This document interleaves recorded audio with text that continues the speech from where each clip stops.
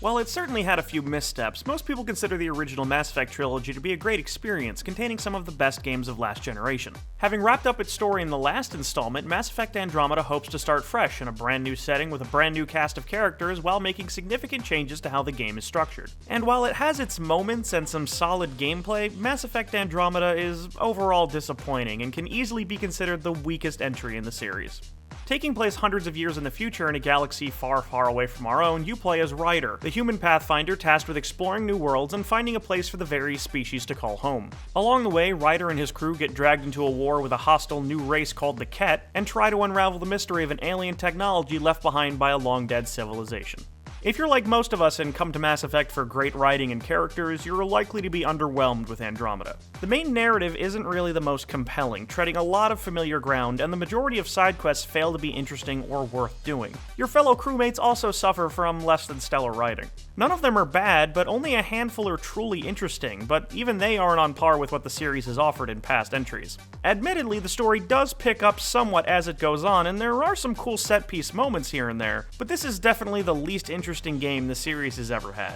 What Andromeda gets right from a gameplay perspective is combat itself, as shooting at hostile aliens does feel pretty good. The added mobility options of jumping and quick dodging allow for more maneuverability, making combat faster paced than it's ever been before. The automatic cover system works well enough, although there are a few moments where Ryder wouldn't duck down when I needed him to, making me wish there was just a button for cover instead. And the amount of class customization is appreciated, with tons of different abilities to sink your skill points into, so there's plenty of flexibility with how you build your character. Everything else about the design is kind of bloated. Many of your responsibilities as Pathfinder amount to drawn-out fetch quests asking you to run or drive long distances to talk to someone or scan something, usually more than once, while possibly engaging in a firefight or two. It's a repetitive formula that makes the already less than engaging quests even less so. There's also a strange emphasis on platforming. Many of Andromeda's puzzles are sections where you have to leap between platforms, and while totally functional, they're hardly exciting. The planets you're able to freely explore are quite large, so there's a lot of downtime driving from place to place. It's like the developers took the Mako sections from Mass Effect 1 and made them the bulk of the game, though thankfully this Land Rover handles way better than it originally did. Even flying across the universe feels drawn out, with lengthy animations showing every journey from point A to point B. It's pretty and neat to view at first, but it quickly becomes tedious, especially with many planets having nothing, not even resources, to offer.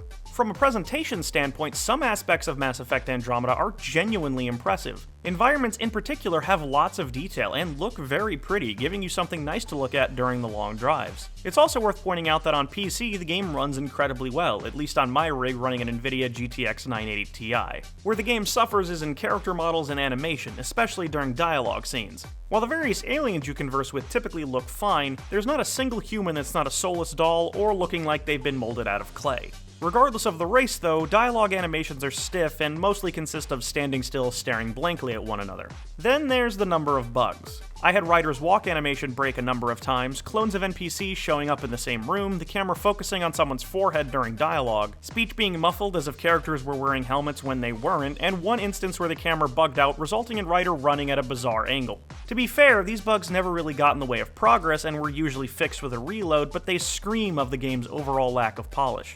Finally, there's the multiplayer, which is a wave-based survival mode played cooperatively with up to 3 others. Since, as stated before, the combat of Mass Effect is solid, this mode is a decent add-on to the package and can be very challenging. There's plenty to unlock if you're in for the long haul, with each character you play with having individual skill trees to level up. However, some of the progressions, such as new weapons and entire characters, are locked behind the game's supply pack system, which are purchased with in-game currency or real money. This means if you want to play as your favorite alien race, such as the Krogan or Asari, you'll have to rely on the luck of the draw. While you can earn the lower tier packs pretty quickly, the higher tier packs, as in the ones with a higher chance of better loot, require a good amount of grinding, clearly incentivizing spending actual cash. If you're like me and hate microtransactions and full-price games, you'll hate them here too. Supply packs aside, the multiplayer is fun enough, but probably won't keep you coming back for months to come.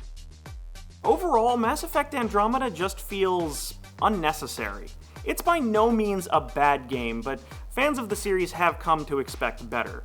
There's a lot to see and do, but the majority of it just isn't all that compelling, and while the gameplay is decent enough, the various inflated design elements around it lead to a good amount of tedium. If you love Mass Effect, you'll probably get a few things out of it, but come away feeling let down, and if you're new to the series, then I'd recommend just going back and playing the original trilogy instead. Either way, wait for a price drop. Mass Effect Andromeda gets a 6 out of 10.